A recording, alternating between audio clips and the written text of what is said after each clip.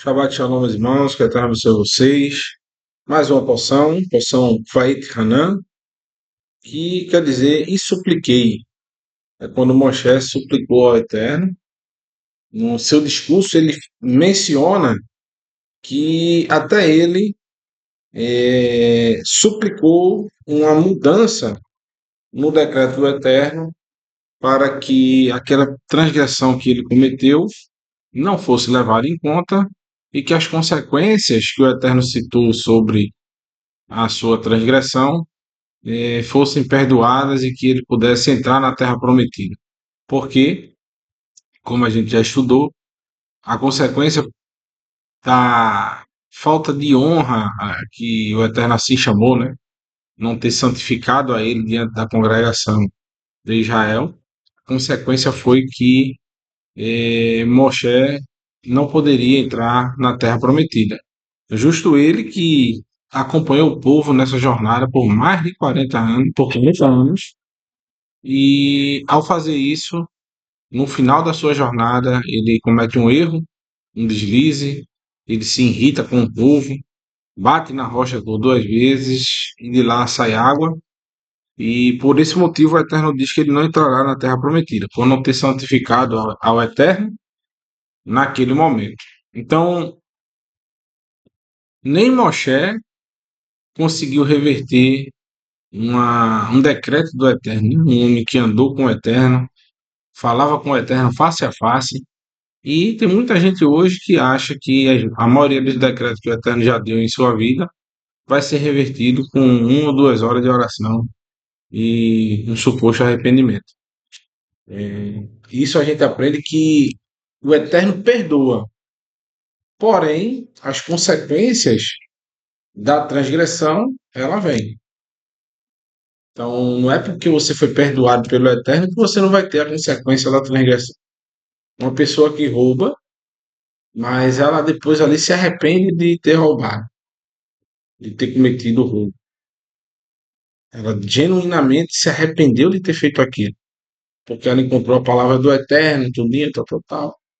Mas vai existir uma punição pelo aquele roubo. Uma pessoa que é um assassino, ela tirou uma vida de alguém, mas ela se arrependeu genuinamente daquele mal que fez. Ela se sente abalada, ela se sente triste por ter cometido aquele ato. A gente sempre cita o caso do rei Davi, né? Que assassinou Urias e cometeu, traiu também, adultério, né? Adultério, assassinato, conspiração, tudo isso são motivos que levam a pessoa à morte, segundo a Torá do Eterno. Porém, Davi, ele se arrependeu de tudo aquilo, mas houve a consequência daquela atitude dele. A consequência foi o quê? Que toda a sua família seria desestruturada. Porque as ações que você cometeu de erro um certo dia, por consequência, vai vir as consequências daquele erro no futuro. Porque quer queira, quer não, quando você transgride, você peca, você abre uma brecha. Imagine um pai que vai dar uma correção para o filho por ele ter roubado um docinho do amiguinho dele. E o filho sabe que o pai já roubou o carro, já fez um monte de coisa. Embora que o pai tenha se arrependido, o filho vai usar aquilo ali como desculpa. Quem é você para me dar uma lição de moral sobre isso? O pai já é arrependido. Porém, ele perdeu literalmente a sua autoridade para falar sobre o tema quando ele cometeu o ato. Já um pai que nunca roubou, ele pode chegar para a criança e a criança nunca vai dizer para ele: Mas pai, você também faz isso. Porque ele não deu autoridade, ele não perdeu a sua autoridade sobre determinado tema. Assim acontece nas mais variadas situações. Não pense que quando você comete qualquer tipo de transgressão, por menor que seja, aquilo ali não vai tornar para você de alguma forma. Então, quanto mais justo você for, menor são as permissões que você está dando para que outras pessoas utilizem dessa suposta falha sua, dessa falha literal sua, contra você mesmo. A gente citou o exemplo da porção Pinhas, Finéias. Quando o Finéias, o homem da tribo de Simão, né, Zinri, ele pega uma midianita e passa diante da tenda de Moshe e diante da tenda de Elazar, o filho de Arão. E eles fizeram o quê? Eles falaram alguma coisa? Eles ficaram calados, não é isso? Por quê? Eles eram casados com midianita. Então, mesmo que foi um ato antes do Eterno promulgar aquilo como sendo proibido ou não, mesmo que foi quando Moshe não conhecia nem que um dia ele faria parte do povo de Israel nem nada, ele se casou com aquela mulher. Isso não é desculpa para que alguém chegue e passe isso na sua cara. Porque vão usar coisas que você fez no passado, agora quando você está em Techuvá. Vão pegar coisas do passado, requentar aquilo ali, dizer, mas tu antes tu fazia isso, pô. Tu não tem direito a falar comigo. Não. Tu antes tu era desordeiro, tu antes era assim, tu antes era assim. Embora que você se arrependeu.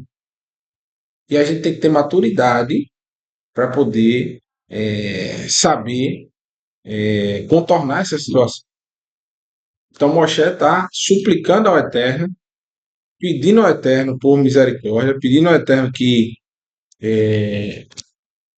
perdoe a ele, que ele possa entrar na Terra Prometida, nem que seja por um momento, para que ele possa, até que enfim, né, conhecer essa terra que o Eterno falou tanto. Mas o Eterno vai dizer para ele o quê? Você não vai poder entrar. Basta, cale-se. Você, no máximo, eu vou deixar você ver de cima, ali de longe. Dali você morre. Enquanto a gente vê hoje nas pregações, a maioria das pessoas diz o quê? Que o Eterno não vai colocar nada no teu coração que ele não vai te dar depois. Se Moshe, Moisés, o homem que era falava comigo face a face com o Eterno, não conseguiu uma coisa tão simples que era pisar na terra prometida. E ainda mais, né? Deus fez ele ver, mas não deu. Fez ele ver, mas não deu. Como é que falou, isso? Mas sim. Bom, observe que as pregações de hoje são muito diferentes da pregação que está na Escritura, né? A Escritura ela fala de ações para a gente entender. Esse exemplo de Moisés não é nada mais nada menos para a gente entender como funciona com a gente. Muitas vezes a gente quer algo, mas por causa de uma ação que a gente teve, a gente não vai alcançar. Às vezes o que está dentro do coração da gente ali, ó, sendo alimentado dia após dia, hora após hora, vai resultar em quebras para a gente, em frustrações, em deixar de alcançar um objetivo, em deixar de realizar um sonho. Então, todo dia deve haver uma batalha dentro da gente, dentro do coração da gente, para não transgredir o mínimo que seja. Seja com relação ao nosso familiar, com relação ao nosso colega de trabalho, com relação ao nosso vizinho. Então, toda vez que você, mesmo que internamente transgride contra o seu cônjuge, vai lhe gerar barreiras para que você alcance o seu famoso sonho no futuro com o seu cônjuge. Do mesmo jeito com a sua família, com o seu trabalho, com seus amigos vizinhos, colegas de trabalho. Por que eu digo isso? São sementes que a gente planta que a gente no futuro vai colher. Se eu semeio com o meu vizinho, com o meu amigo do trabalho, ignorância, eu vou colher o que dele? Ignorância também. Exato. Se eu semeio inveja ao meu amigo, e estou invejando algo do meu amigo, eu vou colher o quê? Vai querer. Não, não vai colher nada. Porque inveja é o fruto da destruição. Entendeu? Inveja é o fruto da destruição. Como é que você vai colher inveja? Como é que vão invejar você se você não está colhendo frutos? Você tem que plantar prosperidade. Se você se alegra com a prosperidade dos outros, vai chegar um momento que a prosperidade vai chegar para você. Você se alegra com a felicidade dos outros, Vai chegar um momento que a felicidade vai chegar para você. Agora, quando alguém está feliz, você está plantando inveja, rancor e ódio, o que é que vai chegar para você? Inveja, rancor e ódio, que é só destruição, só injustiça. É porque eu estou invejando fulano de tal, no futuro vão me invejar também. Vai não, meu filho. A turma não vai invejar você, vai. Pelo contrário, o que é que vão fazer? Você vai estar sempre para baixo. Então, se alegrar com quem conquistou algo, ser feliz com quem está feliz, ajudar as pessoas a conquistarem coisas. Vai chegar um momento que você vai chegar a ter suas conquistas também. Entendeu? Vamos lá.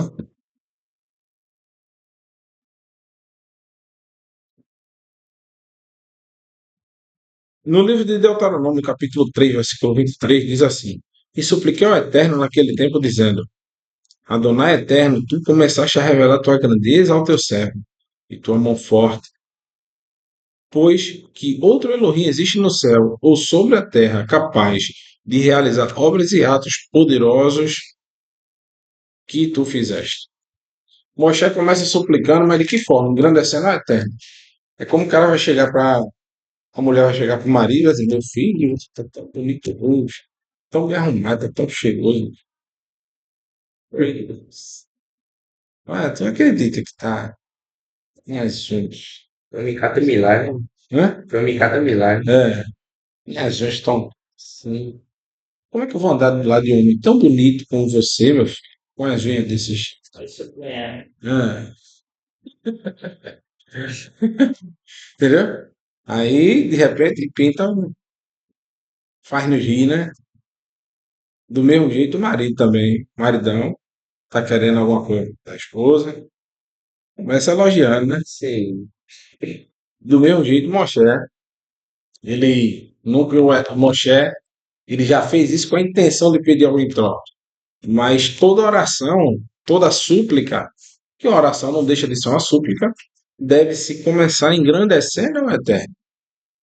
Aqui a gente vê a força motriz de uma oração, que é força motriz é a força que faz andar, que faz caminhar em uma oração verdadeira. É aquela que primeiro nos faz louvar ao Eterno pela sua grandeza, enumerar ao Eterno seus feitos, aquilo que ele é, que o Eterno é poderoso, o Eterno é grande, o Eterno é forte, o Eterno pode tudo. Não há nada encoberto dentro de sua mão, não há nada encoberto dentro de seus olhos. Ele pode alcançar tudo, ele pode fazer qualquer coisa. Até abrir um mar se ele quiser, por passar assim. Porém, depois disso, Moshe, no versículo 25 do capítulo 3, diz: Por favor, permita-me atravessar a boa terra do outro lado do Iarne, essa bela região montanhosa do Lebanon. No entanto, Adonai irou-se contra mim por causa de vocês. E ele não me ouviu. Adonai me disse: Chega, não me diga mais nada a respeito deste assunto. Suba ao cume do Pisga e olhe para o oeste, para o norte, para o sul e leste. Observe também, observe bem, mas você não atravessará este Jordão.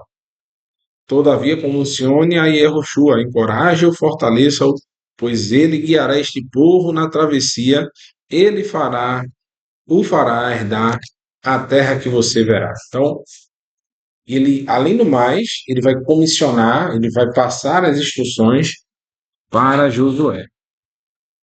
Então, mesmo Moshe, ao longo de tanto tempo de caminhada com o Eterno, a sua missão vai terminar agora, e ele comissionando, passando adiante essa missão para o Josué,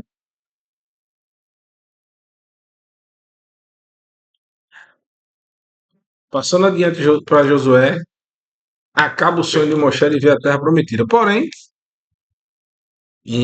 às vezes o que é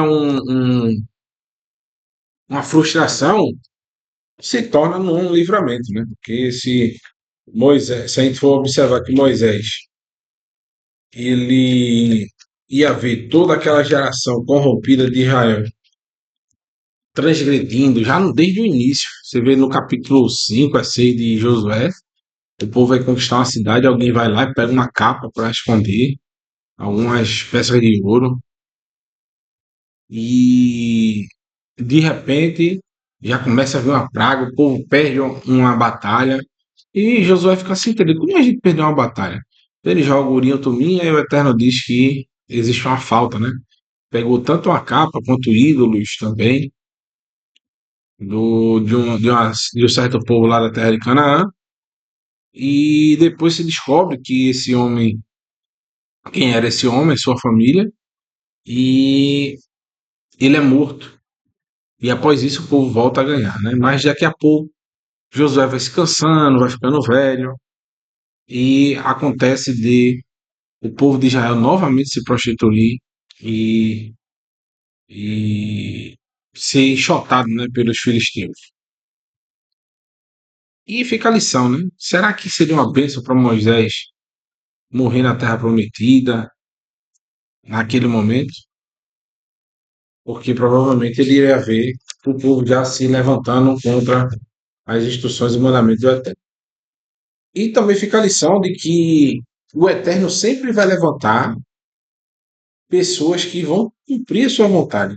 Se não for a gente aqui, vai ser outro. Se ele não nos achar por dignos de dar continuidade à sua mensagem, ele vai levantar outro.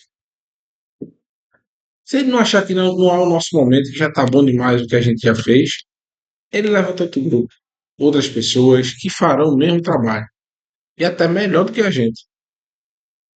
Porque o Eterno vai capacitar qualquer pessoa que, assim, ele achar que dará resultado para sua obra.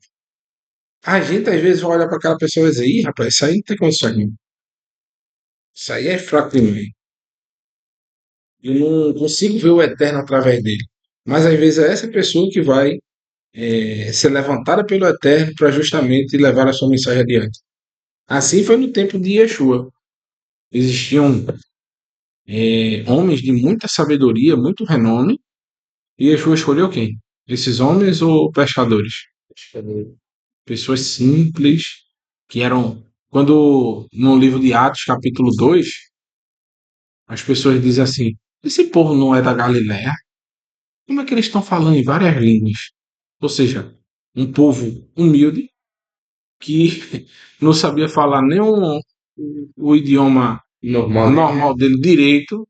É como hoje a gente vê uma pessoa que não fala nem o português direito, tá falando inglês, em espanhol, falando em coreano, falando mandarim, idioma chinês, falando idiomas europeus, né?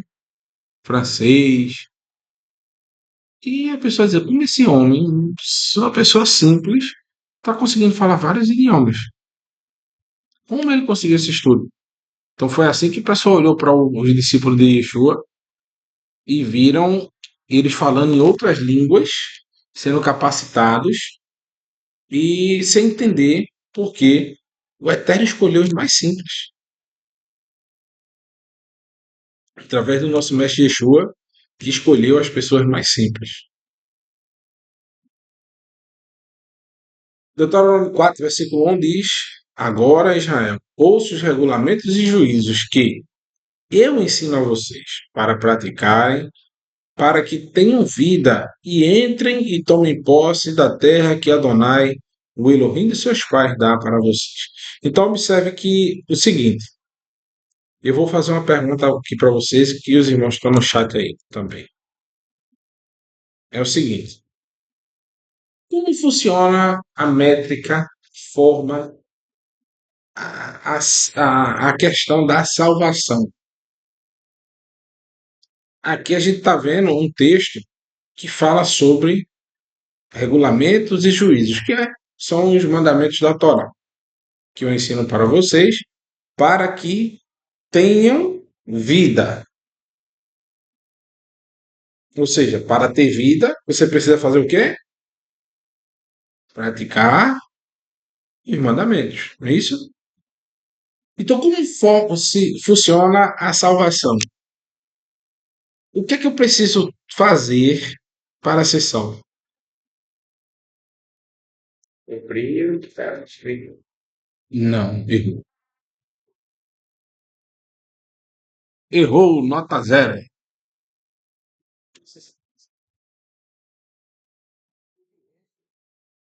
Nota zero ainda, meu irmão. Zero, deixa eu riscar aqui, ó. Zero. Oi de boi. Não existe nada, humanamente falando, que nós façamos para sermos salvos. Tipo assim, se depender da pessoa, Nada. não. Imagine o Êxodo como um exemplo da vida do ser humano. O que foi que o povo de Israel fez para ser liberto do Êxodo? Eles apenas confiaram que o Eterno era capaz de os tirar de lá. Então eles viram sinais, viram prodígios, viram o mar se abrir, eles só precisaram andar, caminhar em frente e seguir. Eles não precisaram. Tempestade. Eles confiaram que pegar o sangue de um cordeiro e passar na porta os protegeria de um de um anjo destruidor. Então, quando eu digo nada, é que comparado ao que seria necessário, por exemplo, um cidadão hoje da Coreia do Norte em conseguir destruir o ditador de lá e conseguir ser liberto. Porque hoje na Coreia do Norte ninguém consegue nem sair de lá. Como alguém que está morando em Cuba, imaginar que ele consegue sair tranquilamente da ilha lá sem nenhum contratempo. Simplesmente ele vai pegar um sangue de cordeiro, passar na porta e de noite vai matar o primogênito dos líderes, tal, tal, tal. E aquele líder vai dizer assim: vai embora daqui, pelo amor de Deus, você serve a um Deus que está me destruindo. Então, o que foi que salvou o povo de Israel? A confiança no Eterno. Porque se a pessoa não passasse o sangue nos umbrais da porta, se a pessoa não tivesse pronto para de manhã começar a marchar, se a pessoa olhasse o mar se abrir e dissesse: eu não vou passar, mesmo o mar aberto, eu não vou passar, ela não seria salva. Ela precisou confiar e andar no caminho. A única coisa que ela fez foi isso, confiar no Eterno. Então, eles foram salvos não por terem feito algo. Ah, o povo de Israel foi salvo porque guardou o Shabat. Nem a instituição do Shabat tinha sido dado como mandamento ainda para o povo. Ah, o povo foi salvo porque não comia alimentos impuros. O povo foi salvo por causa disso, por causa da justiça deles, porque era um povo grande, eles foram salvos por causa das próprias forças, eles se rebelaram contra os egípcios, pegaram a espada e mataram o faraó. Eles são fortes. Não foi nada, nada. O povo de Israel só teve nada entre aspas. A única coisa que eles tiveram foi confiança, foi fé, que o Eterno seria capaz de salvar. E foi um ato de graça, porque o Eterno deu para eles a salvação sem ter cobrado nada.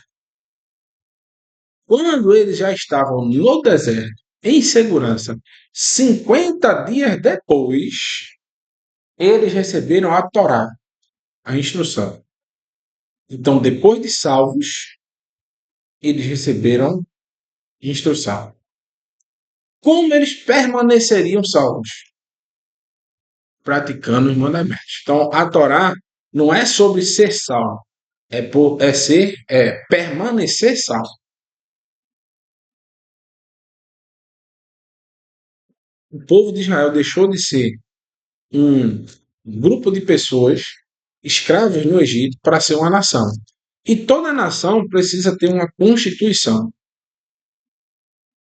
Para você ser membro de um país, você precisa aceitar a constituição daquele país. Vou lhe dar um exemplo, para você entender, pequeno gafanhoto. Se você é um cidadão brasileiro, não é isso? Hum. Vamos supor que você monta no avião e vai-se embora parar nos Estados Unidos da América, certo? Chegando lá nos Estados Unidos da América,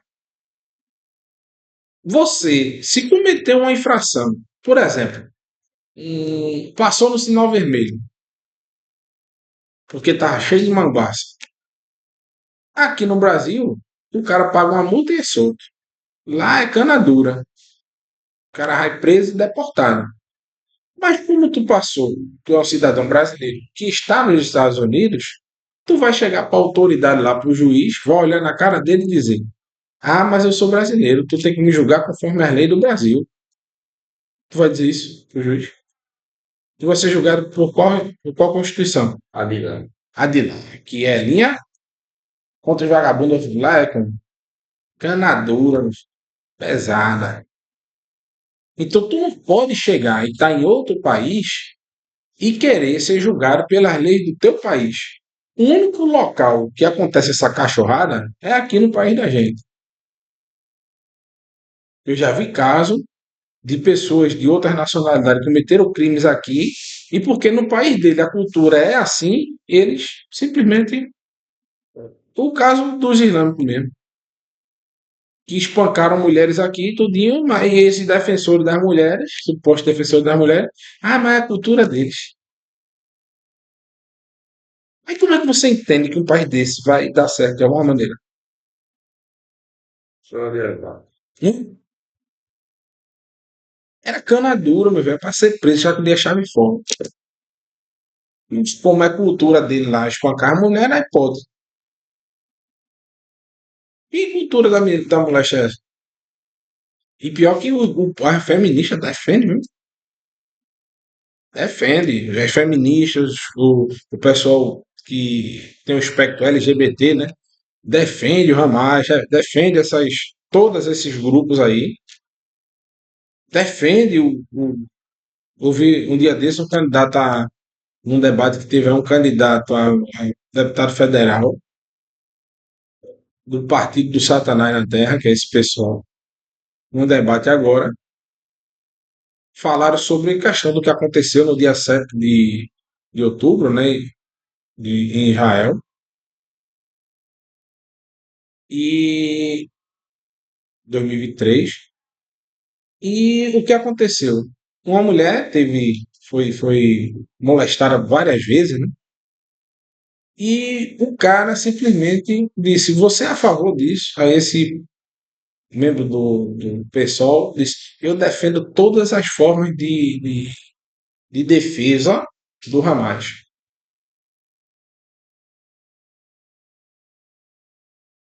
incluso esse ato abominável. Assassinato de criança, de bebê. Eu pergunto a você: um cara desse serve para quê, pelo amor de Deus? Não, é É? moedor e passa direto. É, serve para nada. Aí eu digo, é isso, é esse tipo de mentalidade que não dá para você mensurar. Aí a gente volta para o que a Escritura fala sobre salvação, sobre libertação. Porque quando você está no povo do Eterno, você tem que aceitar a constituição do Eterno, que é a sua Torá. E tudo fora dela é morte. Fala, meu irmão. Uma coisa que acontece muito hoje é que muita gente fica influenciada na rede social, é que estão sendo influenciadas a tanto modas, a linhas de pensamento e de raciocínio fora da palavra. Então não estão conseguindo separar uma coisa da outra. Hoje o que estão fazendo? Por quê? O senhor acabou de dizer que as feministas estão defendendo aquelas pessoas que espancam e estrupam elas. E o que está se subentendendo nesse conceito da raciocínio e cultura daqui, do nosso país, e realmente não tem para onde ir, é que elas estão aceitando não homens, mas sim esses tipos de pessoas, né? Com essa forma de raciocínio, porque o homem que faz, que assume o seu papel de verdade, elas não estão aceitando. Sim. Está sendo contra. está tendo a mesma linha de raciocínio dessas pessoas. Então, não estão entendendo separar as coisas assim como. Ó, na Torá, se você for dar exemplo, de fazer exemplo de tudo na sua vida de acordo com a Torá, você vai ganhar. Porém, você vai perder para essas pessoas que não vão querer estar com você, você vai ser um excluído. Mas é melhor você ser excluído de acordo com o o irmão está falando aqui, de acordo com ele, é melhor você ser excluído da sociedade do que ser excluído por Deus. Porque você tem que estar de acordo com a regra dele e não desse mundo. Então, nada desse mundo tem que influenciar a gente, ou a gente tem que tipo, absorver o pensamento da linha deste mundo. Você tem que saber filtrar as coisas. O ponto principal é Balaão, quando vai citar sua bênção, ele diz: Eu vi um povo que está só. E isso é uma bênção. Quando ele olhou o povo de Israel, ele viu uma nação sozinha entre as nações, isolada entre as nações. E segundo o que a gente sabe, o que é que Balaão falou para o povo de Israel? Isso não são bênçãos? Então, estar sozinho, isolado, é uma bênção. Quando você está no meio da multidão, essa multidão vai ser destruída. Então, quando o Eterno fala que você vai ter vida, não está se falando da vida agora. Está se falando justamente da promessa do mundo vindouro. Por quê? A constituição do mundo vindouro é a Torá. Então, se você pratica ela hoje, mesmo que você morra, você vai ter vida eterna. Porque quando chegar naquele dia da ressurreição, o Eterno vai buscar aqueles que serviram ao Eterno através da sua Torá. Eles foram salvos por um favor imerecido, um perdão gratuito que o Eterno deu, e acima disso, após isso, eles receberão a coroa da vida, que é a Torá. Não acrescentem nada sobre a palavra que eu ordeno a vocês, e não retirem nada, para guardar dos mandamentos que Adonai, o seu Elohim, que eu ordenei a vocês. Então, a Torá ela não pode ser removida e nem acrescentada. Entendeu, meu filho? Entendeu mesmo aí?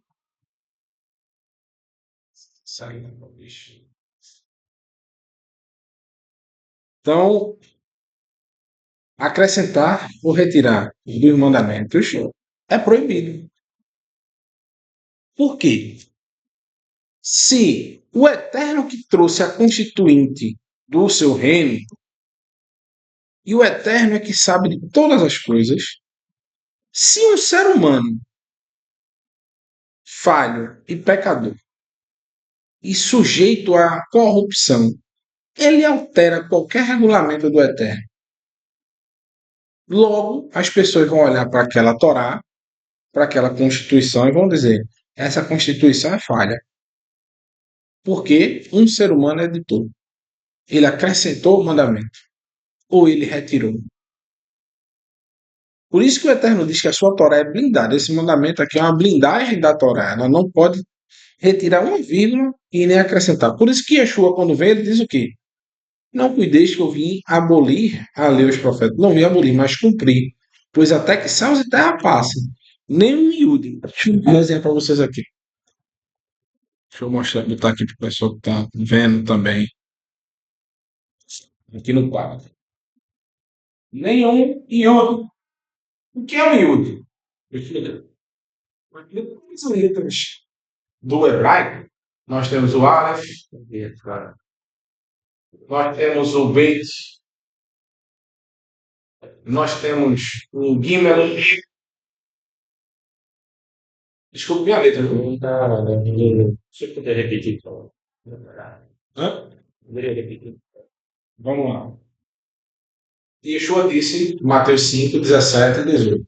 Não cuideis que eu vim abolir a lei os profetas, não vim abolir, mas vim cumprir, pois até que céus e terra passem, nenhum miúde e nenhum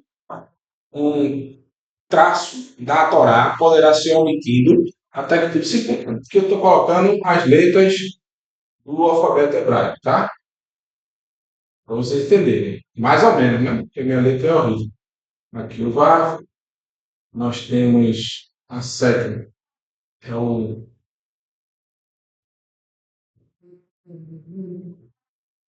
As 7 mais talvez.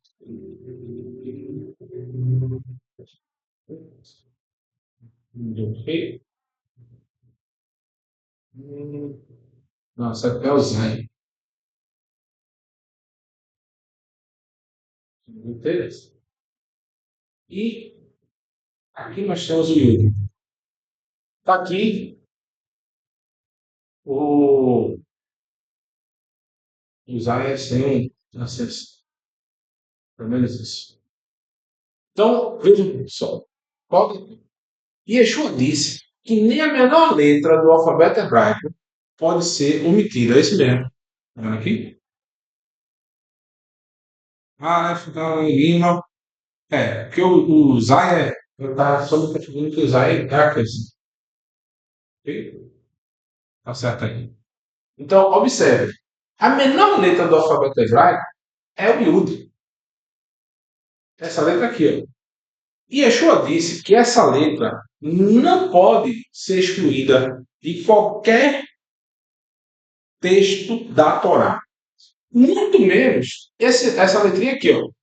Não está aqui no Dalet. Está vendo essa letrinha, esse tracinho aqui? O Dalet é assim. E tem um tracinho para cá. Se eu excluir esse tracinho aqui, que é um Kots, ele vira um Resh. Eu mudei a letra da Torá. Então, Yeshua está dizendo que nem esse aqui, ó. Aqui ficou um Kaf. Ah, eu tenho um Beit aqui. Ó, Beit. Bet. Se eu tirar esse tracinho, vira um Kaf. Raf. Eu mudei uma letra, uma palavra da Torá, por causa de um tracinho que eu tirei. Entenderam? Então, o que o senhor está dizendo? Que nem a menor letra da Torá, nem um tracinho de uma letra pode ser retirado. Quem dirá um mandamento inteiro? Um capítulo inteiro, por exemplo, Levítico 11. Quem dirá um mandamento que o Eterno escreveu com a própria mão? E ele diz assim, começa com o mandamento. Zahor. Zahor é lembra-te, que é para você estar meditando de dia e de noite, se lembrando. Lembra-te do dia de Shabbat para santificar. Aí o ser humano pega o apagador e faz isso. Não. Isso aqui eu não quero me lembrar, não. Apaga isso que eu não gostei, não. Quem é o editor da Torá? Você. Aí a Torá se tornou falha. Entendeu? Então, pode editar um mandamento da Torá? Não. Pode editar uma letra da Torá? Não. Pode se retirar um cotes da Torá? Não. Porque o Eterno blindou. Ele disse que a sua constituição é imutável. Ela não pode ser alterada. Não pode ser editada de forma alguma. Porque aí quem vai ser o Deus vai ser o ser humano que editou. Que ele é que criou, ele que mudou, ele que alterou. E Yeshua vem restaurar justamente tudo isso. Lá no livro de João, capítulo 5, versículo 8, um homem estava 38 anos parado no mesmo lugar. Quem foi que ficou 38 anos parado no mesmo lugar? Ali. Hã? Ali. Mas, além dele, quem foi que ficou na escritura 38 anos parado no mesmo lugar? O povo de Israel. O povo de Israel. O povo de Israel passou 38 anos parado no deserto, esperando, esperando o momento de poder andar. Então, esse homem é uma ilustração do povo de Israel. E o que é que levou o povo de Israel a ficar parado no mesmo lugar? Um mandamento, uma ordenança humana. Os homens que disseram: vamos enviar espias? Então, o povo de Israel, quando ouviu o ser humano, ouviu outras pessoas ditando o mandamento, eles literalmente se ferraram. Aí eu te pergunto: onde aconteceu isso na história anteriormente? Alguém lembra aí? Alguém no chat aí lembra? O povo de Israel. Sim. várias vezes. Quando Sara disse para Abraão: toma Agar e tem um filho com ela, foi um mandamento de Deus ou dos homens? Dos homens. Quem idealizou isso? Foi Sara. Sara teve a ideia de dar uma forcinha para Deus, acrescentar na palavra de Deus, porque o Eterno tinha dito que Abraão teria um filho e o filho seria com ela. Só que ela quis dar uma forcinha, botou Agar ali na jogada. Abraão teve um filho e hoje o maior opositor do povo de Israel é justamente o povo que nasceu da parte de Ismael. Você vê as nações islâmicas, eles orgulham dizer que são descendentes de ismaelitas, que a linhagem correta é a linhagem de Ismael, tanto que a circuncisão dos islâmicos é no 13º ano e não no 8º dia. Pega com já. Outro caso de que um mandamento humano influenciou e foi editado, né? Um ser humano ele editou a palavra do Eterno, o mandamento do Eterno. Adão. O Eterno disse para Adão: Adão, não coma do fruto da árvore proibida, pois no dia que você comer, certamente morrerá. Quando Eva nasce, né, da costela de Adão, Adão tinha quantos mandamentos para dizer para ela? Um só. E para Adão se transformou em dois, porque ele quis colocar uma cerca. Porque quando a serpente pergunta para Eva, não poder comer de todas as árvores do jardim? Aí Eva disse, não, Deus disse, não comeis e nem toqueis nela. Não podia nem comer e nem tocar. Deus disse para não tocar, ele disse para não comer. Aí a serpente vai lá e toca, provavelmente, né? Eu falei, tá aqui, eu tô tocando e não morri. Toca também? Ela foi e tocou. Oxi, não morri. Agora eu posso comer. Aí, acabou-se. Então, o perigo de você acrescentar a palavra do Eterno é muito grande. Porque o ser humano, ele não tem noção das secas que está colocando. A gente pode usar a própria palavra do Eterno como uma cerca, mas nunca criar da gente mesmo uma cerca para não transgredir a palavra do Eterno. Porque daqui a pouco isso se torna sem limite. João capítulo 5, versículo 8 diz: e falou para ele Yeshua: levanta-te, pegue sua esteira e ande. Imediatamente o homem foi curado. Pegou a esteira e andou, e isso aconteceu em um Shabat. Por que Yeshua curou esse homem no Shabat? Ele teve vários dias para efetuar essa cura. Porém, ele escolhe exatamente o Shabat. Não existia mandamento que proibisse a gente de curar e que proíbe até hoje a gente de curar no Shabat. Mas naquela época, como até hoje existiam curandeiros, pessoas que faziam uma simpatia, faziam um chazinho, faziam um negócio, curava a pessoa de alguma coisa e depois, ó, pedia dinheiro. E se fizesse isso no Shabat, era transgressão realmente. Na época, se fosse um trabalho já, né? Pesando, né? Pesando. Então, o que o pessoal achou por bem? Para evitar que a pessoa curasse e depois, por exemplo, não vou cobrar que é no Shabat, mas quando acabar o Shabat, tu me dá. Não estar negociando, aí disseram, é proibido curar no Shabat. Esse mandamento é dos homens ou de Deus? Dos homens. Então, Yeshua vai lá para mostrar a hipocrisia do povo, para mostrar que para tudo existem exceções e que o mandamento humano não é uma regra. Ele vai lá e executa essa cura no Shabat. Por isso os Yehudim disseram ao homem que havia sido curado: é Shabat. A Torá não permite que você carregue a esteira. Então, observe.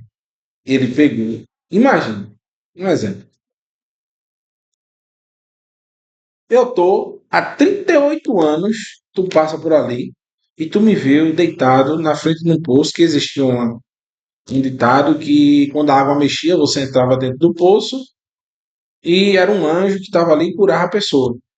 Mandinga, que não tem nada a ver com o eterno. Era só a crendice do povo. E esse homem, por ser paralítico, quando a água mexia, outra pessoa ia pular na frente dele, né? Ele, como é que ia correr? Não tinha como. Não tinha ninguém que colocasse ele no poço. Então, ele passou 38 anos ali. Aí tu me vê com 38 anos nessa expectativa de eu me curar de ser paraplégico. De repente, tu me vê no dia de sábado, andando. Só que eu tô com um leito. Tu ia fazer o que se tu me visse andando no dia de sábado com um leite na mão, Depois de carregando? 38 anos. Depois de 38 anos. Tu ia reclamar comigo do carro do leite, mulher? Eu ficar como? Você sabia que lá você tá andando. Sim. Já fez contado, né? Oxi. No mínimo você ia ficar espantado, né, com aquilo. Sim. Iria querer saber que milagre foi esse. Se eu conseguir pular na água lá na hora de. E Né? essa vez? Nadando. É. Você se alegrar com aquele ar. Mas o povo estava tão cego por esses acréscimos aos mandamentos da lei de Deus, por essas tradições que eles mesmos criaram, que quando eles viram alguém que estava paralítico há 38 anos no mesmo lugar, andando, eles não olharam porque ele estava andando, eles olharam, ei, por que tu tá carregando um leite no dia de sábado? Quem mandou tu fazer isso? Eles não perguntaram como ele foi curado, nada mais os importava para eles. Eles não conseguiam ver mais os milagres do Eterno. Eles não tinham mais a misericórdia, a percepção de amor para o próximo. Porque se eu visse um cara no dia de sábado carregando até um ônibus nas costas, se ele estivesse andando, eu ia dizer: meu patrão, arre esse ônibus aí, não deixa isso aí, vamos embora se alegrar. Me conta esse milagre aí, como é que tu tá aí? Carregando esse ônibus aí. Tá andando agora. Quem dirá uma esteira? Porque existe uma lei do judaísmo que você não pode carregar, por exemplo, um celular no bolso e sair da porta da tua casa. Porque você transportou algo de um local reservado para outro. Por isso que Yeshua disse: olha, Yeshua poderia ter dito: vai-te embora para tua casa. Ele diz: levanta, pega o teu leito e anda. Ou seja, por que ele mandou pegar o leito? Para mostrar para os discípulos dele que os perushim, vessoferim, os escribas e fariseus, eles estavam literalmente mortos espiritualmente. Eles não conseguiam mais abrir os olhos para ver nenhum milagre de Deus. Entendeu? Foi só por isso que Yeshua disse: olha, pega o teu leito e anda. Para mostrar para todo mundo ali. É tipo assim, ó. Pega o leite e anda. Quando ele for andando, ele diz: vem cá. Agora vê os fariseus o que é que estão fazendo. Vê isso. Senão eu vou reclamar com ele. Presta atenção, presta atenção. Aí fico escondido atrás da flecha assim. Vê. A discussão lá, tá andando com leite, rapaz, tu é doido, né? Então, por causa disso, o pessoal tava cego. Aí Paulo, ele vai combater esses acréscimos, que são as tradições. Diz, porque vocês foram libertados pela graça, por meio da confiança. E mesmo esta não é a sua realização, mas um presente de Elohim. Olha o que Paulo está dizendo, aquilo que eu disse no começo do estudo, que a salvação, a libertação, não é porque você pratica uma tradição, não é porque você pratica você guarda o Shabat. A salvação não é porque você não come animais impuros. A salvação é pela graça. Porque vocês foram libertos pela graça. Por meio da fé. Foi o que eu disse? O povo de Israel foi liberto pela graça do Eterno. E eles tiveram fé. Eles saíram. Eles deram um passo para sair do Egito. Eles confiaram que o Eterno iria os suprir. Iria os carregar até a terra prometida. Ou seja, que aquele movimento macro, que é o do povo de Israel, revela o mínimo, que é a nossa vida do cotidiano. E mesmo esta não é a sua realização, mas um presente do Eterno. Aí, versículo 9 de Efésios 2. Vocês não foram libertados por suas ações. Ou seja, não é pela uma obra que você faça que você é salvo. Portanto, não tendo que se gloriar. Porque somos feitos por Elohim, criados em união com o Mashiach e Yeshua, para a vida de boas ações, já preparadas por Elohim para serem realizadas por nós. O que foi que Deus mesmo criou? Sua Torá.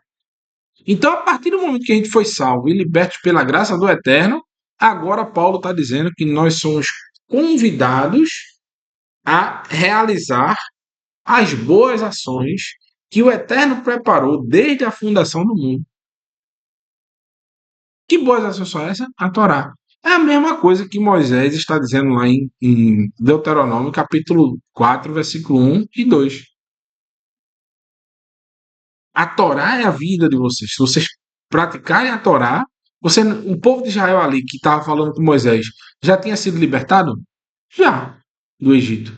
E agora eles estavam vivendo debaixo da autoridade da Torá. Se eles praticassem, eles permaneceriam vivos.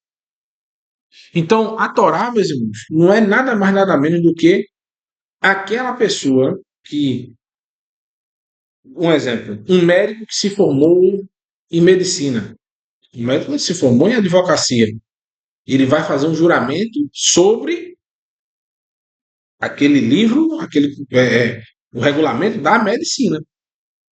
Ele vai viver sobre aquele teor. Tanto que o juramento que ele faz o proíbe de várias coisas. E o ordena a fazer várias coisas. Aquele regulamento. É o juramento que ele fez sobre a medicina. Então, se ele transgride aquele juramento, ele é excluído, não é isso?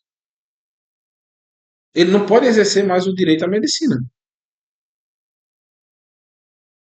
Do mesmo modo, alguém que faz um juramento que vai servir ao Eterno através da sua Torá, ele não pode mais descumprir, ele não pode voltar atrás. Nada mais justo que ele viva sob a batuta daquela ordenança. E o Eterno promete a vida para aqueles que assim continuarem praticando. Porque a transgressão à Torá é pecado. E aquele que vive obedecendo ao Eterno, ele não pode mais pecar. Então vamos supor que a gente transgrediu já no passado. O que é que a gente tem que fazer? Evitar transgredir novamente. Em Atos capítulo 15, versículo 1, diz assim: Entretanto, alguns homens desceram de Judá para Antioquia e começaram a ensinar os irmãos: Vocês não podem ser salvos. Olha, aqui entra um detalhe. Você que é um aluno já aprendeu hoje.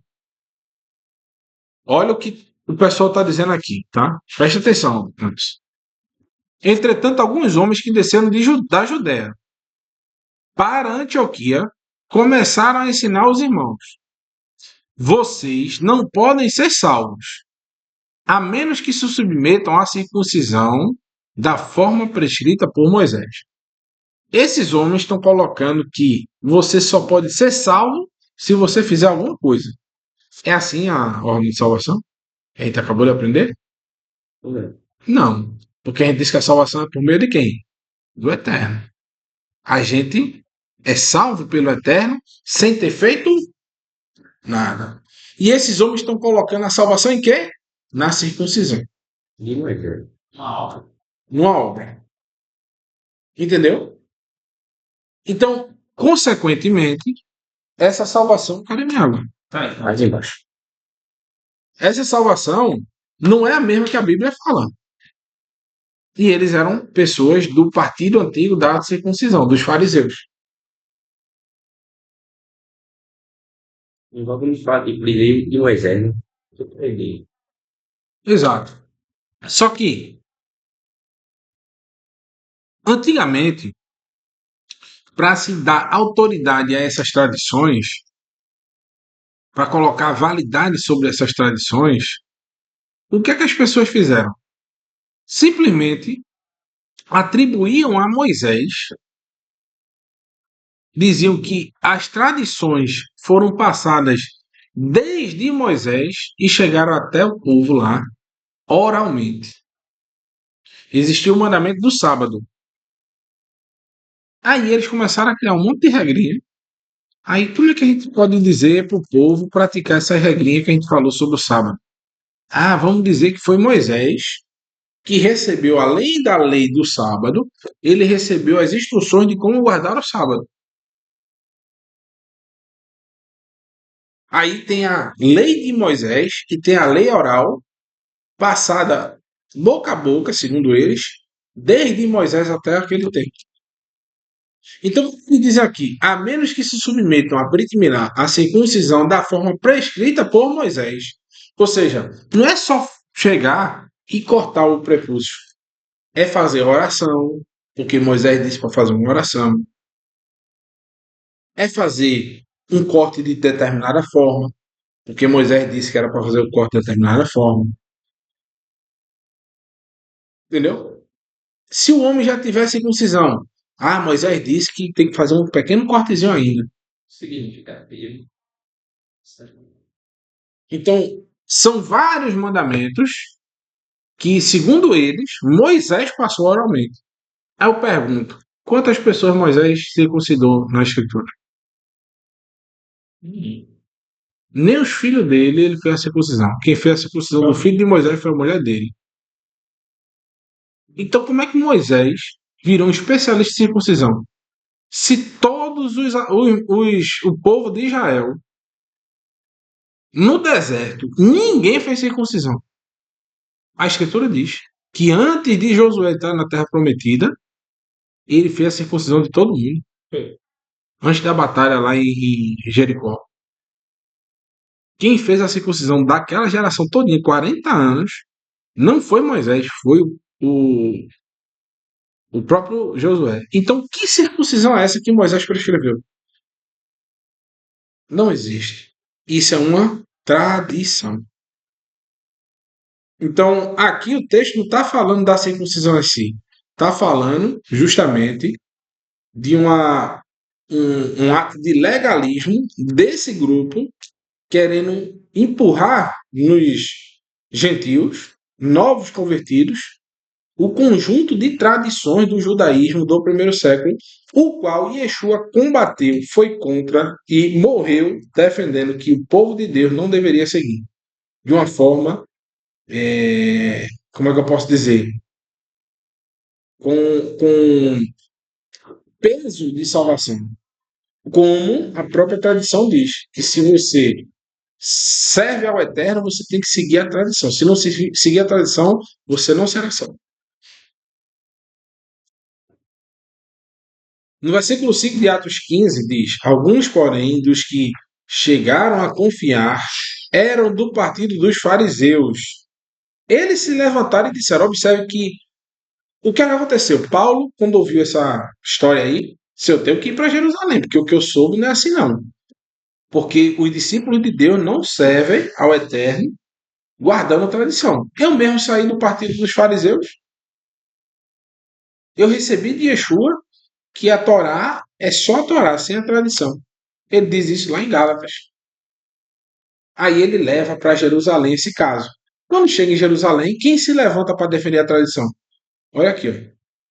Alguns, porém, dos que chegaram a confiar, ou seja, alguns que chegaram à fé em Yeshua, eram do partido dos fariseus. Eles se levantaram e disseram: é necessário circuncidá-los e orientá-los para que guardem a Torá de Moshe. Agora, o que esses fariseus estão querendo que eles guardem? Que Torá? A Torá escrita ou a Torá escrita mais a Torá oral? Achei viagem. Porque a instrução, eu já trouxe o estudo aqui para vocês quando a gente fez toda a carta aos Gálatas, existiam 4 mandamentos da, da conversão para o judaísmo. Até hoje, eles são válidos. Então, o primeiro seria você literalmente, né, se converter, abandonar os ídolos, os deuses, não comer alimentos impuros, não participar de festas a ídolos. O segundo seria um banho de purificação. O terceiro seria a circuncisão. E o quarto seria o estudo contínuo da Torá, a declaração de que você continuaria guardando a Torá. Seria basicamente esses 4 mandamentos aí. Por que que Yeshua concorda que seja um atributo para que você coloque em prática, que o gentil coloque em prática quando se converter ao Eterno? 3 desses mandamentos. Yeshua disse para a gente abandonar a nossa vida anterior, que é justamente a idolatria, fazer o banho de purificação e guardar a Torá. Agora, isso vem aos poucos. Paulo chama a circuncisão de uma assinatura de contrato. Está lá em Romanos capítulo 6. Ele diz que é o selo da justiça da fé. O selo antigamente era quando você assinava o contrato. Não se assinava com a caneta. Ninguém tinha caneta na época. Sabia dessa? Caneta era para quem tinha muitas posses, muito dinheiro. Então você assinava um contrato, você tinha um anel e tinha o seu brasão, a sua assinatura. Você pegava aquele anel e marcava no contrato.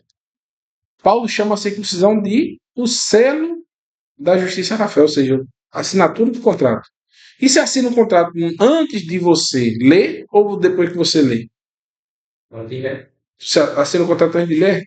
Não, 2001. Se fosse, Primeiro você lê para depois assinar. Ou tu assina antes de ler. certo? Falei, depois não. Sim, para mim você assinar o contrato antes de ler, né? Quer dizer que você é demais, entendeu? Então, o que é uma assinatura de contrato? Você lê o contrato. Qual é o contrato do povo de Israel? A Torá. O que é que esses homens queriam? Que eles assinassem antes de ler. Sim. E o que é que o povo, os discípulos de Yeshua dizer? Não, não pode ser assim. Eles primeiro têm que ler o contrato. Depois eles assinam com a circuncisão. Mas se eles lessem, ninguém ia assinar. Não, mas entenda, o contrato verdadeiro, que é só a Torá, até você está assinando hoje. Você não está querendo? Uhum. Entendeu? Mas se fosse cheio de tradição, se eu dissesse na tua boneca, tu não pode agora mais andar sem usar o kipá, sem usar o city. Essa tua camisa aí, tem esse ursinho aí, não tá legal. Tu tem que deixar o cabelo crescer, a barba, o peiote. Tu no dia de sábado não pode nem estar aqui. Tu tem que estar em casa, não pode acender luz. Tu não pode comer sem recitar tal bênção, tal bênção, tal bênção. Tu não pode comer sem lavar as mãos. Vai dormir no calor. Tudo isso. Imagine, tu ia querer? Fala a verdade, fala a verdade. E aí? Ia, né? Que é isso?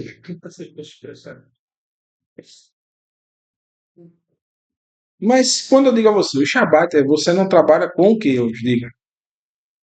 Trabalho, bicho assim de fogo, carro. Não, qual é o trabalho que você tem hoje? Hoje você trabalha com o quê? Tu trabalha com o quê? Durante essa aí. Na empresa. Na empresa de quê? Máquina de quê? Única. Impressora. Sim. Pronto, você trabalha com impressora durante a semana. No dia de sábado, você não pode consertar a impressora. É um mandamento difícil. Não. É bom. É. Torá do Eterno é isso. Mas a Torá acumulada com as tradições, Então é uma coisa difícil. Exato. e se cumprir. Entendeu? Versículo 7. Depois de um longo debate, Kefa, Pedro, levantou-se e disse: Irmãos, vocês sabem há muito tempo que Elohim me escolheu dentre vocês para ser aquele cuja boca os gentios, os goim, pudessem ouvir a mensagem das boas novas e confiar. Elohim e Elohim, que conhece o coração, deu-lhes o testemunho ao conceder o Ruach HaKodesh, o Espírito Santo, a eles como fizeram a nós. Isto é, ele não fez distinção entre nós e eles, mas purificou-lhes o coração mediante a confiança. Então, por que vocês estão tentando a Elohim agora? Ao colocar um jugo sobre o pescoço dos Talmidim, que nem nossos pais, nem nós tivemos força para carregar. Pedro está falando da Torá ou das tradições? Como eu acabei de dizer, é difícil guardar a Torá com as tradições. Sem as tradições, é possível. Tanto que Yeshua trazia multidões, porque o seu ensino era com autoridade, sem esse incremento de tradições. Tanto que Yeshua combateu os perushim. Qual a diferença da pregação dos perushim, dos fariseus, para a de Yeshua? Porque a pregação dos fariseus até hoje é baseada nas tradições, a de Yeshua não. Portanto, minha opinião é de que não devemos pôr obstáculos no caminho dos gentios, que estão se voltando para Elohim. Em vez disso, isso já é Tiago falando. Tiago toma uma adendo e diz: Olha, eu quero falar. Em vez disso, devemos escrever-lhes uma carta informando-nos que devem se abster das coisas contaminadas por ídolos, ou seja, deve se afastar da idolatria, da fornicação, porque antigamente os cultos aos ídolos eram junto com a idolatria, né, com a fornicação, era o culto aos ídolos era acompanhado da relação sexual, e do que foi estrangulado, e do sangue, e das alimentações impuras. Né? Aí no versículo 21, Tiago diz isso. Porque desde os tempos antigos, Moshe é anunciado em todas as cidades, e suas palavras são lidas nas sinagogas a cada Shabat. A Torá era lida nas porções semanais, todos os sábados. E que eles, para fazer parte das sinagogas, eles tinham que cumprir no mínimo esses 4 ritos aí. Se afastar da idolatria, da fornicação e de trazer para a sinagoga um alimento impuro, com sangue ou alimento que a Torá não permita. Porque todo sábado eles iriam ler um trecho da porção da Torá. E iriam aprender. Isso é o que? A leitura do contrato. Entendeu? Todo sábado eles iriam ler uma parte do contrato. E iriam aprendendo, aprendendo. Chegaria um momento que eles iriam dizer: Ah, agora eu entendi todo o contrato. Agora eu quero assinar. Como era que se assinaria? Com a circuncisão. Ah, Entendeu? igual a Abraão, né? Passou 8 anos para assinar o contrato. 20 e 24 anos. Abraão passou 24 anos. Veio quantas vezes? Aí ele veio. E você vê, né, que todo pacto que envolve ao eterno tem sangue. Quando a Torá foi dada, foi feito com sangue. Quando o Yeshua morreu, foi através do seu sangue. Quando você tem um casamento, né, na primeira relação, você acha que não é normal, que não é algo pensado pelo eterno, que na primeira relação entre um casal, principalmente quando a mulher, né, principalmente a virgem, sai sangue? Por quê? Todo pacto é celebrado com sangue. Entendeu? Então, nada mais do que o pacto do homem com o eterno tem o sangue, que é justamente da circuncisão. Pega a faca. Né? Hoje leve. Eu tô rindo. Pela mola do de facas. Tem um livro que eu acho muito massa, é Manual dos Usos e Costumes do Tempo Bíblico. Eu sempre cito nessa porção esse trecho do livro, que é um livro cristão, mas eles entenderam tudo que eu estou ensinando para vocês aqui, o autor cristão entendeu. Porém, ele continua cristão. Como eu não sei, né? Se ele escreveu isso aqui, ele deveria já entender que a Torá não passou. Os fariseus inventaram, olha o termo que ele usa, inventaram um conjunto de regulamentos destinado a impedir que as pessoas quebrassem a lei. Foi Moisés ou foi invenção dos fariseus? Ah, é parecido. Invenção, não é isso? Isso é o que o autor está dizendo aqui nesse livro. E tentaram aplicar a lei antiga às novas situações, ou seja, essas invenções que eles fizeram foi para aplicar a Torá às novas demandas que estavam acontecendo no seu dia a dia. Era necessário contar histórias para ilustrar os princípios da lei, que é conhecido como Haggadah. As decisões sobre a lei deviam ser transmitidas a outros, ou seja, oralmente. A gente decidiu algo e criou uma nova lei sobre o sábado, que a pessoa não pode carregar com a garrafa d'água até ali. Então, é uma nova lei agora sobre o sábado. Então, não se pode carregar essa garrafa d'água de um lado para o outro. Aí eu passo para Anderson, Anderson para Aleph, Aleph vai passar para a casa dele, que vai passar para os vizinhos, que vai passar para outro, para outro, para outro. Daqui a 2 meses, todo mundo já está sabendo. Aí, se alguém está andando com uma garrafa d'água, o pessoal vai parar e vai dizer que ele transgrediu o Shabat. Porque Moisés disse que não podia levar a garrafa d'água de um lado para o outro. Moisés diz o quê? Tá aqui. Eles fusam. A responsabilidade por esse aspecto do trabalho foi dada aos escribas, e havia várias escolas diferentes de interpretação. Ou seja, existiam várias escolas diferentes ensinando sobre leis diferentes. Imagina a loucura que era no primeiro século. Duas se destacaram, né? Duas dessas escolas. A escola de pensamento estrito era dirigida por Shammai, ou seja, uma escola mais rígida, que descendia de uma família rica e aristocrática. O que é uma família aristocrática? É a família que está sempre no poder governamental, que está sempre ali tomando as decisões mais ricas, né? Mais abastadas da sociedade. A escola tolerante de pensamento era dirigida por Hillel. Qual é a diferença de uma para outra? A escola de Shammai, por ser mais rica, criavam leis mais rígidas.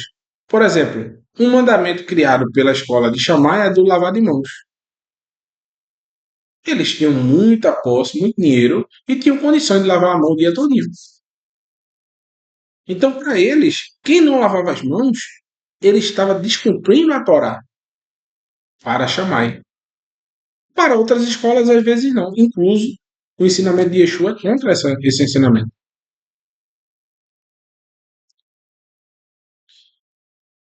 Vamos lá. A escola tolerante de pensamento era dirigida por Hillel, que vinha da classe média e compreendia o povo.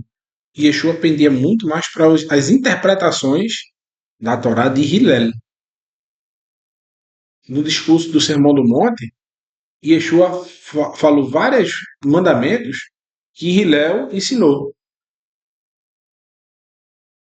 Só teve um que ele foi discordante, que é o do divórcio. Hillel dizia que se a mulher cozinhou um feijão errado, podia dar carta de divórcio a ela. É. Já Shammai dizia não, que você só poderia é, dar uma carta de divórcio em caso de imoralidade sexual. E Yeshua disse o quê? A mesma coisa. Porém, Hillel ele tinha outras posições mais brandas, né? Que era o que Yeshua pendia mais para ser mais brando com o povo. Porque ele entendia que o povo era pobre, né? Não tinha como cumprir todos aqueles mandamentos criados por homens. Né? As diferenças de interpretações se tornaram problemas graves, de modo que pediram a Yeshua que desse a opinião sobre as conflitantes leis do divórcio. Aqui, ó. Tá? Em Mateus capítulo 19, versículo 13 ao 12. Qual é o detalhe? Se foi Moisés que passou a interpretação oralmente, não deve ter diferença, concorda? Se tem diferença de um grupo e outro, e todos dizem que foi Moisés que disse, alguém está mentindo. Porque Moisés não pode dar duas interpretações sobre a mesma coisa. E é o que acontece no Talmud até hoje. As interpretações da lei tinham pouca importância para o povo comum, que se recusava a juntar-se aos fariseus, ou seja, o povo deixava até de servir a Deus por causa dessa loucura aí. Havendo, portanto, bastante má vontade entre os dois grupos, os fariseus acreditavam nas doutrinas históricas do judaísmo, que é justamente as tradições, na unidade, na santidade e providência de Deus, na ressurreição, na alma imortal, trazendo o reavivamento do corpo e no juízo final e na eleição de Israel. Eles davam dízimo de tudo que possuíam e prezavam por uma vida de boa moral. Os fariseus sobreviveram a todos os outros grupos, à medida que as suas tradições progrediram e se tornaram os fundadores do judaísmo moderno. Então, hoje o Talmud vem em base ao quê? A essas tradições que vieram desde o primeiro século. É difícil compreender por que havia tanto conflito entre fariseus e Yeshua. Yeshua era popular junto ao povo comum, enquanto os fariseus não. Avançaram muito nesse aspecto. O ponto essencial parece ser que, em sua ânsia de viver segundo a lei, os fariseus deixaram de entender qual era o verdadeiro propósito da lei. Quando Deus deu originalmente a lei, ele o fez como um ato de graça. Olha o que o autor está dizendo. Que a Torá é um ato de graça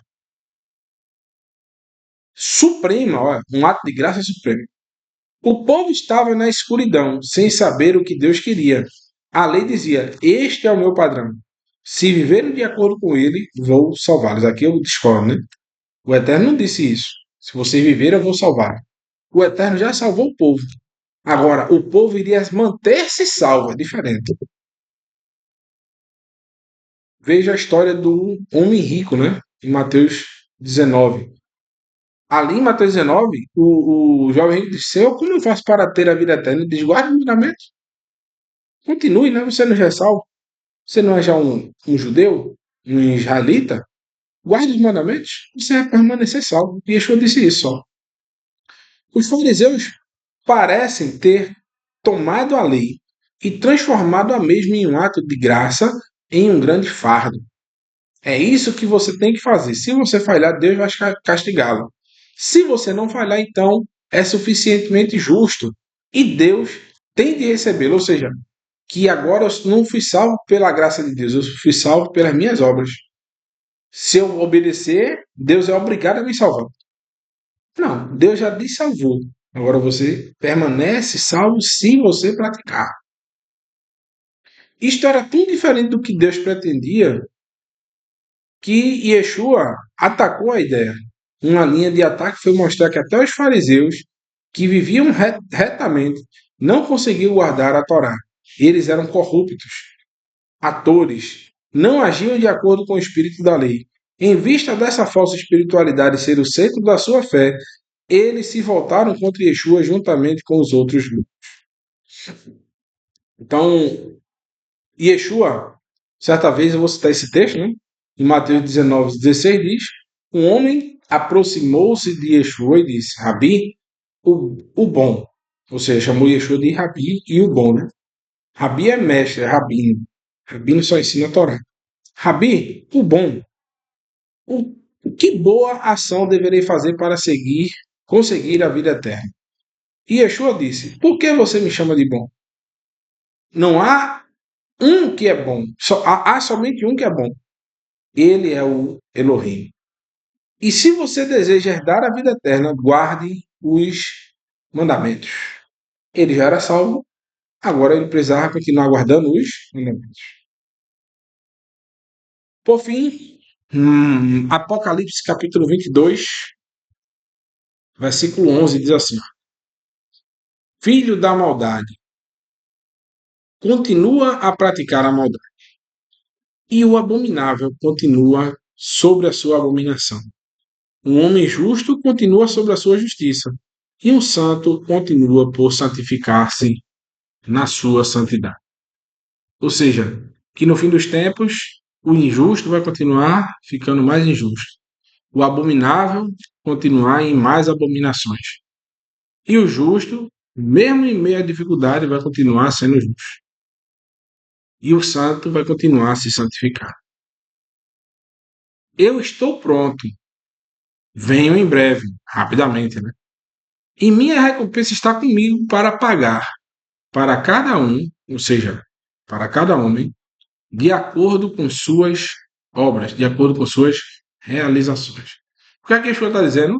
Que muitos se dizem justos, se dizem santos, mas transgridem a Torá. E a pessoa, por ser transgressor, ele vai ser contado como justo ou injusto? Injusto. E ele vai pagar cada um conforme as suas obras, as suas realizações. Eu sou o Aleph Tav, o primeiro e o último, o princípio e o fim. Aí no versículo 14 diz assim: felizes os que guardam os seus mandamentos, e será para eles permitir comer da árvore da vida, e para a entrada na cidade, caminho dos portões dela, ou seja, o caminho que entra por ela. Abram nas suas Bíblias aí, Apocalipse 22, versículo 14. Tem escrito o que aí, minha filha, no teu? Eles costuraram suas vestes, a missão e vivem naquele corpo, as próprias necessidades comigo filho. Capítulo 22, versículo 14. Aqui o Senhor diz o que lava suas vestes, né? Leia também o seu. Né? Bem-aventurado aqueles que lavam suas vestiduras no sangue do Cordeiro, para que lhes assista o direito à árvore da vida e entre na cidade pelas portas. Também tem Todos estão dizendo aqueles que lavam as vestiduras, né? Lavam as vestes no sangue do Cordeiro. Em hebraico está escrito Ashrei ha-shomri et mitzvotai. Ashrei é felizes. São os abençoados, né? Felizes. Ha-shomri, os que guardam, no plural. Ha-shomri. Shomer. Shomer é o que? Guardar. Shomrim é os que guardam. Et mitzvotai, os mandamentos. Verhaya lachem roshim rishion leechol. E será para eles permitido comer meetz da árvore, hahaim da vida. Ou seja, felizes são os que guardam os mandamentos. E esses, Yeshua está dizendo que vai retribuir cada um, no versículo 13 diz que vai dar a cada um, retribuir conforme o fruto das suas obras. Aí ele diz, no versículo 14, felizes são os que guardam os mandamentos. E será para eles permitido comer do fruto da árvore da vida. Porém, nas traduções aí, foi mudado. Porque não podia ter mandamento aqui. O pessoal dizer, oxe, mandamento. Não. Como é que o povo vai guardar mandamento? Se guardar mandamento, eles vão ter que guardar a lei. Vamos mudar aí?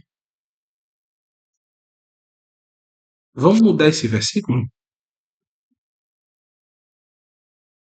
Tanto que aqui está a capa da tradução de Almeida de 1681.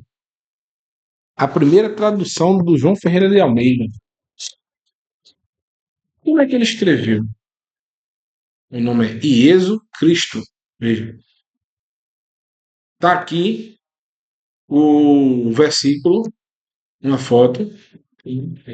Não, está em português. João Ferreira de Almeida, em 1681, ele escreveu já em português, traduzido do latim para o português. Está escrito: ó, bem-aventurados aqueles que guardam teus mandamentos, porque na árvore da vida poder-te-ão, aqui está assim, né? e que na cidade pelas portas entrem. Está escrito, bem-aventurados, ou seja, felizes, aqueles que guardam os seus mandamentos. Então, João Ferreira de Almeida escreveu certo, traduziu certo. Os editores, não vem a corrigida, corrigida fiel, atualizada, as atualizações, as correções que fizeram depois, tiraram aquilo, modificaram o texto. Não tem nada a ver mandamentos com lavar as vestes.